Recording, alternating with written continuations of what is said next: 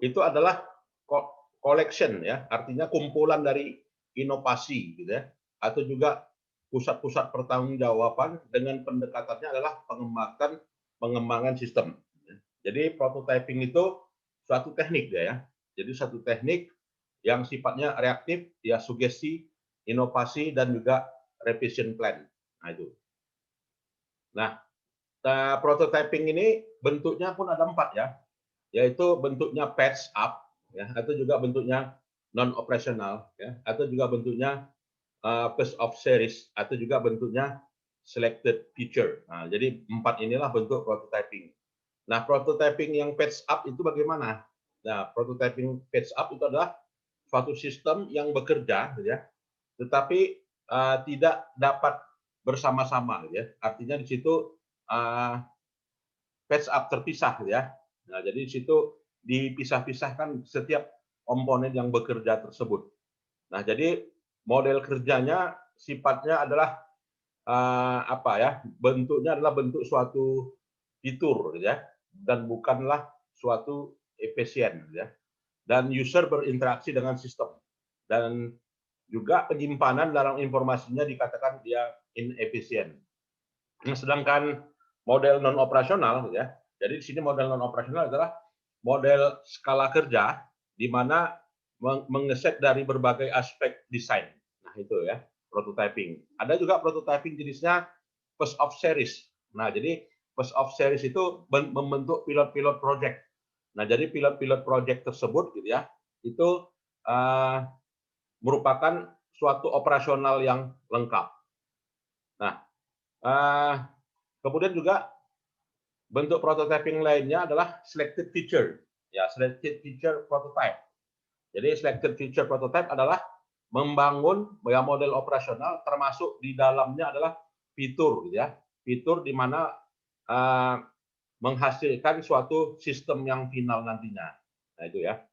Nah, jadi di sini kalau kita lihat dalam gambarnya dia, kalau dia dalam bentuk pitch up itu pisah-pisah ya. Tapi kalau dalam bentuk non operasional gabung ya. Kalau dalam bentuk first series berseri-seri gitu ya. Tapi kalau dalam bentuk selected feature ya di timpan apanya yang merah di atas ya sampai yang bawahnya di bawah ya. Jadi prototyping itu sebagai suatu alternatif ya dan di dalam siklus hidup pengembangan sistem. Jadi masuk dia pada siklus yang kelima kalau tidak salah saya ya. Jadi prototyping itu harus dihasilkan sebelum sistem yang baru diluncurkan ya. Jadi dalam mengembangkan prototyping di sini apa ya? Sifatnya menggunakan modul-modul yang bekerja. Nah, itu ya. Nah, apa ya? Ketidakunggulan prototyping itu ya sifatnya it can be difficult, ya susah ya untuk memanage suatu project itu dalam sistem yang lebih besar ya. Jadi prototipenya haruslah lebih besar. Di mana user dan analis ya itu akan mengadopsi ya prototyping secara lengkap ya di dalam sistemnya. Nah, sedangkan keuntungannya ya prototyping itu adalah apa ya? Potensial for changing system ya. Jadi bisa mengubah sistem ya dengan adanya prototyping tersebut. Ya, jadi prototyping menggunakan software biasa ya. Jadi biasa menggunakan software yang namanya COTS. Jadi software COTS itulah menghasilkan ya prototyping ya. Boleh nanti di googling ya COTS software cara kerjanya. Nah, user role ya in prototyping ya, peranan pengguna dalam prototyping. Jadi peranan penggunanya adalah harness involvement. Ya, artinya di sini bersifat eksperimen, kemudian memberikan reaction dan juga memberikan suggestion dalam menghapus dari prototyping tersebut ya. Jadi model-model pengembangannya gimana? Ya ada model pengembangannya RAD namanya ya. Rapid Application Development. Jadi basisnya adalah basis object oriented. Nah, itu ya. Jadi RAD di sini rapid pace meliputi tiga step, yaitu merencanakan kebutuhan, kemudian juga mendesain workshop dan juga mengimplementasikan ya.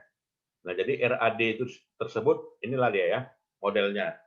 Jadi kalau ada yang mau nyusun skripsi ya tentang prototyping model sistem akuntansi ya, terutama RAD design, ya boleh ambil model ini ya, model requirement planning ya, model RAD design workshop sampai model implementasi gitu ya. Nah, itu. Dan ada juga model prototyping lainnya, yaitu model Martin namanya kan. Jadi kalau dia model Martin pendekatannya ya requirement planning ya, kemudian juga user design ya, dan juga cut over dan juga construction. Nah, jadi pendekatannya model Martin itu ada 4 aspek itu. Jadi kalau digambarkan ya sebagai berikut gitu ya. Artinya required menentukan kebutuhan perencanaan, menentukan desain, menentukan konstruksi, dan juga menentukan landing ya, atau juga cut over phase ya. Nah, software lainnya untuk RAD ini seperti misalnya Microsoft Visual ya, Visual CC Plus atau Microsoft Net ya. Bisa dilihat. Nah, itu ya. Jadi RAD di sini adalah apanya gitu ya? Metode dalam menentukan prototyping. Nah, itu. Nah, kapan digunakan RAD gitu ya? Jadi tim programmer dan juga tim analis itu akan melihat ya, akan melihat bahwasanya proses pengembangan sistem tersebut itu berlangsung cepat gitu ya, maka RAD segera diimplementasikan. Nah, RAD ini pun juga ada ketidakunggulannya ya. Ketidakunggulannya pertama adalah trying to hurry project. Ya, artinya sifatnya apa ya? Too much. Ya, artinya di sini karena tadi modelnya model apa ya? Model mengadakan workshop gitu ya, atau juga mengadakan training gitu ya, maka rentang kendalinya cukup tinggi gitu ya. Artinya trying to hurry ya, dan juga lack of documentation. Nah, jadi dokumentasinya juga cukup besar di situ. Nah, selain dari RAD ada lagi ya, ada namanya agile modeling. Nah, jadi model agile modeling itu adalah mengkoleksi dari suatu inovasi dan berdasarkan pendekatan yang terpusat kepada sistem gitu ya. Silakan kalau mau ada yang mau bertanya. Halo.